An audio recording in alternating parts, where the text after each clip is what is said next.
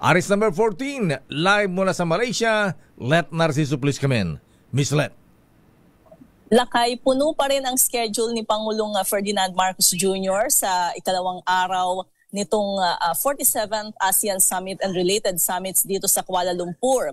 Una itong dadalo sa 26th ASEAN Republic of Korea Summit at 28th ASEAN Plus 3 Summit ngayong umaga. Mamayang tanghali naman ay magkakaroon ng reception para sa pagkakabilang ng Timor-Leste sa ASEAN. At mamayang hapon, makikibahagi ang Pangulo sa 5th Regional Comprehensive Economic Partnership o RCEP Leaders Summit. Gaganapin rin ang 20th East Asia Summit. Sa gabi, nakatakda ang 15th ASEAN United Nations Summit. At pagkatapos ng mga aktibidad ngayong araw, ay mayroong gala dinner na inihanda si Malaysian Prime Minister Anwar Ibrahim para sa mga leader na nakikibahagi dito sa ASEAN Summit.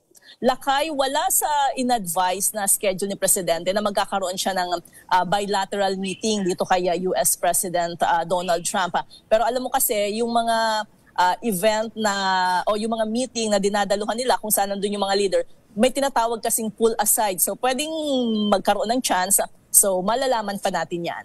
Lakay? Ayan. Sino lang di ba bisita ang China rito? Wala ba si Xi Jinping? Dialogue partner Lakay ang China. So malaman natin kung pero mukhang wala sa attendance si President Xi Jinping. So malamang mataas na opisyal ng China. Hanggang kailan ng Pangulong Marcos yan? Hanggang matatapos ang ASEAN Summit, Miss Let? Hanggang bukas, 28, anong petsa na ba ngayon? Ayan, Basta hanggang 27 nga, hanggang bukas, so, bukas, 28. Bukas. So, bukas, balik na ang Pangulo sa Pilipinas. Oo, Lakay, pero mukhang gabi pa kasi marami pa rin schedule hanggang bukas.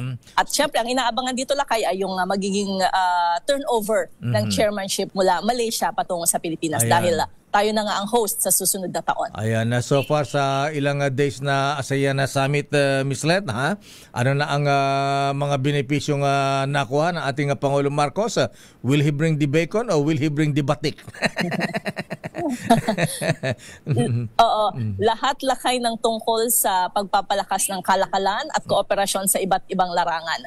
Ang sabi ni Secretary Frederick Go, yung mga agreement na nalagdaan dito ay pakikinabangan ng Pilipinas. Partikular nga sa larangan ng kalakalan. Ayan. Okay nga, Rod. Maraming salamat, Miss Let. Live mula sa Malaysia. Mula sa Kuala Lumpur, Malaysia, ito si Let Narciso para sa DZRH. Una sa Pilipinas, una sa Pilipino.